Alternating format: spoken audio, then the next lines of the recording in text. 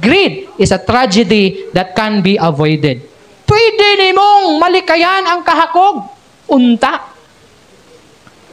Ha? Usa ka trahedya nga pwede nimong malikayan. Ang trahedya sa kadalanan, di nimo na malikayan. Mutuo mo o dili? Ano man? Bisa kung saan nimo amping og drive, kung doon na mo bangga sa imo, patay gyapon ka. Diba naman na? Bisa kung saan nimo careful og drive, hinay imong dagan, mabitang komedya sa ubat, paspasig dagan para di ka maabsan sa bangga. Diba? Sa trahedya. Manang kusog ko mo padagan. Di para di makaapas ang aksidente ba? Ha? Kaya kung hinay ka, na may paspas kayo, madumbulan imong lubot sa sakyanan, di patay. Pero kung paspas ka, di siya makadumbol kay layo, kusog dagan. Bitaw. Di mo malikayan sa nagto na pagkastorya. Mukusog ka o mahinay. Di mo kontrolado. Pero kini, kontrolado ni mo ni, kay hawak ni mo ni, ang pagkadalo. Pwede ni mong likayan ang pagkahakog. Makontrol ni mo ni siya. Ha? Kinahamay Ginoo. Kay kung walay Ginoo, sama ni mga tawhanang naisyo karon. Mo nang naulipon sila sa kahakog. Pero ikaw, igsoon, Kristohanon ka, may kahadlok ka sa Ginoo, pwede kang makakontrol nini. Nga daily ka magapos diha sa pagkahakog. Ingon pa ang Lucas 12:20 ngadto sa 21 na ingon siya diriya. Apan ang Dios bingon kaniya, buang karong gabihuna ang imong kalag, kuhaon gikan kanimo ug ang mga butang nga imong giandam kang kinsa naman unya kini. Ingon niya na ang nagpaadunahan sa iyang kaugalingon, apan dili adunahan ngadto sa Dios. Pwede niya nga makontrol. Ha? Pwede niya malikayan kini nga tragedy, kini nga trahedya. Ano man? Hawak nimo ang sitwasyon. Kung kuhaan ka sa kinabuhi sa Ginoo, kang kinsa daw nimo ibilin ang imong mga kabtangan nga naangkon sa kinabuhi. Ingon niya apan ang Dios mingon, buang karong gabihuna kuhaon kanimo ang mga butang nga imong giandam. See? Pwede nimong kontrolon. Nga dili ka mahimong magapos diha sa pagkahakog kay kuhaan ka man sa imong kinabuhi. Kung unahon nimo ang Ginoo sa rason nga mao kini, dili makatabang kanimo ang katigayunan para maluwas ang imong kalag. Pwede nimo makontrol. Mangalagad ka sa Ginoo. Ngano man, ingon daw niini ang mahitabo sa mga tao nga nagpaadunahan nga walay Dios. Mga tao nga nagpaadunahan nga walay Dios. Tulo ka application nga atong dapat buhaton. Maybe naa kaani.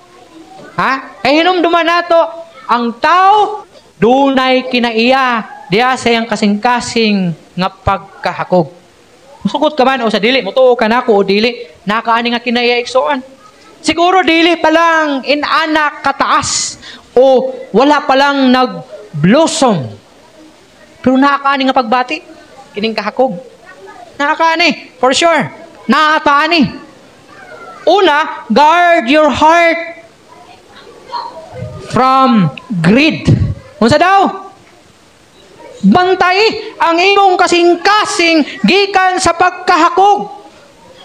Igsuon, naa ka man niini panbantayan nimo above all. Singon ang Proverbs 4:23 sa English, ingon niya above all else, guard your heart, for everything you do flows from heart. Ampingi o bantay ang imong kasing-kasing kaya tanan nimong pagabuhaton nagagikan diha sa imong kasing-kasing.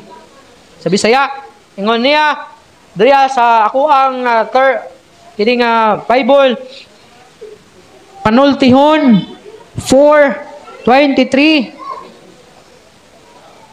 Ingon niya, himua nga ang imong kasing-kasing nga mabinantayon kanunay kay gikan niini nag-agas ang mga tubod sa kinabuhi. So para dili ka mahuk sa kahakog, guard your heart. Bantay ang pingang imong kasing-kasing. Jeremiah 17:9, the heart is deceitful above all things and beyond cure. Who can understand it? Kung maingon ka sa kuha karon na wala bang kuha ng kinaiya, pastor, lisod kay tuuhan. Kay si Jeremiah mismo nag-ingon, walay sama kadautan o kalimbungan sa atong kasing-kasing. Ang pag-ingon pala nga wala ko ana, limbong na siya. So mas maayo pang ampingan nimo bantayan nga dili ka maulipon o magkapos ni ana nga kinaiya. Ikaduha, keep your joy intact. O sa'yo pasabot ana. Keep your joy intact. In Bisaya, sa Psalms 37:4, ingon sa 37:4, paglipay diha sa Ginoo o siya maghatag kanimo sa mga tinguha sa imong kasing-kasing. Mo na ang gingon nila. You can control kini nga kinaiya ang pagkadalo. Ug makontrol nimo kini kung maglipay ka diha sa Ginoo. Ha? Maglipay ka diha sa Ginoo. Ano man, siya maghatag sa gitinguha sa imong kasing-kasing. Dili po pasabot nga wala ka na ginakog, kabus jud ka. Dili po pasabot kay dili ka hakog kanang wala kay makaon kanang ubos gid kay imong kahimtang. Kanang luoy gid kay imong kahimtang kay wala gid ka na ginakog. Dili na mao. Sukwahi ka na sa Biblia. Kaya ang gitudlo sa Biblia, paglipay diha sa Ginoo ug ihatag ang tanan gitinguha sa imong kasing-kasing. So malipayon ka na diha sa Ginoo, panalanginan ka sa Ginoo. In Matthew 6:33 nag-ingon, pangitaa ang Ginoo ang iyang pagkamatarong ug ang tanang mga butang igadugang niya diha kanimo. Klaro ang ingon sa Biblia na kung unahon nimo ang Ginoo igsuon diha sa imong kinabuhi, He will give you the desire of your heart. He will give you everything you ask. Diya sa Ginoo. Katapusan, define your life's purpose. Katong gingon bitaw nako ganina nga dili na ka mag-enjoy, dili na ka malipay tungod kay wala ka na kontento. Dapat i-define nimo ang imong life diha sa katuyuan ni. Ang 1 Corinthians 9:26 to 27 nag-ingon. 1 Corinthians 9:26 to 27 matud pa sa pulong sa Ginoo, busa ako midagan, dili ingon nga walay tumong, ang akong sinumbagan dili sama sa nagsumbag sa hangin. Hinuon gihigpitan nako ang akong lawas o giulipon kini kay basin unya og sa akong pagwali ngadto sa uban mahimo akong sinalikway. Bot pa sa bot, dapat may purpose ang imong kinabuhi. Dapat dili ma-define ang imong kinabuhi sa kung unsa ang anaa nimo karon. Ayaw sugot na i-define ang imong kinabuhi sa kung unsang anaa ka karon. Na kung wala kay kwarta, subo. Na kung daghang ka kwarta, malipayon.